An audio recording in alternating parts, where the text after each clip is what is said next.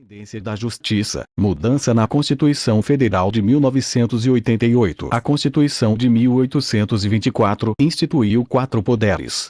Além do Executivo, havia o Legislativo, o Judicial e o Moderador.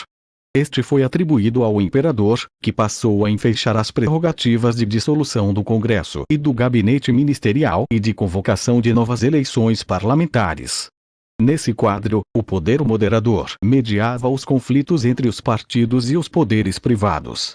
O Estado Imperial Brasileiro erigia-se sobre uma contradição, pois, ao mesmo tempo em que era centralizador, carecia de uma burocracia sólida capaz de intervir na sociedade civil.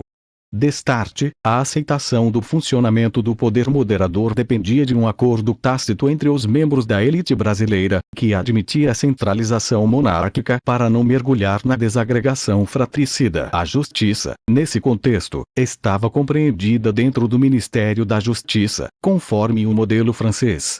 O poder judicial imperial, portanto, não gozava de autonomia de fato.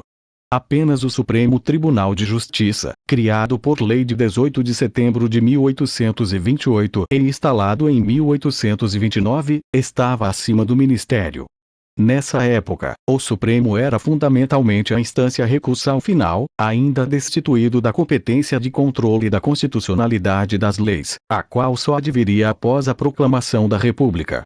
Especula-se, entretanto, que, pouco antes da proclamação, Dom Pedro II, consciente de que a monarquia se encontrava em crise, estava disposto a considerar a transferência do poder moderador para o Supremo. A autonomia efetiva do judiciário no Brasil é uma conquista recente. Mas não está funcionando, porque no Brasil ela foi politizada, passando ao controle por alguns políticos, sem generalizar, desonestos que criam na maioria das vezes, leis para favorecimento do crime organizado. E ao longo caminho foi percorrido até que a Constituição de 1988 estabelecesse a independência financeira do Judiciário, além da iniciativa de lei para as matérias de interesse da sua administração judicial. Mas ainda poucas garantias funcionais, e de alguns membros que contaminam esse processo de conquista, como o ingresso na carreira por concurso e a estabilidade, apenas foram universalizadas no país com a Constituição de 16 de julho de 1934.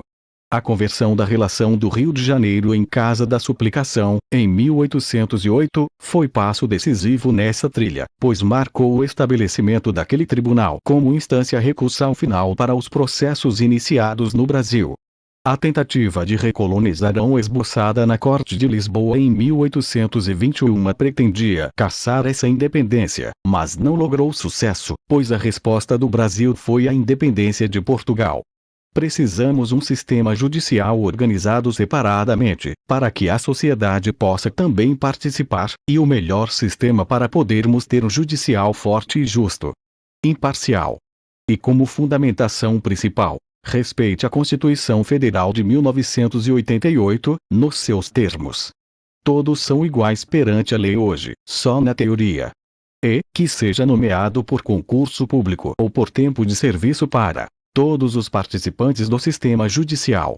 Também não vinculados mais a nomeações por políticos. Ou seja, separado do legislativo executivo. Queremos que essas garantias sejam estabelecidas na lei. E que tirem a imunidade de todos os membros, e que se participarem de crimes, ativo ou passivo, percam todos seus direitos de funcionário público, e todos os valores obtidos através do crime praticado. A partir da aprovação da lei. Vá no histórico desse vídeo, lá tem um link, clicar nele, assinar. Se puder ajudar a divulgação, e compartilhar, porque quanta mais gente melhor, independentemente de partido político. Aqui é para todos que realmente querem alguma mudança nesse Brasil. Professor Juscelino Nóbrega da Luz. Ativista.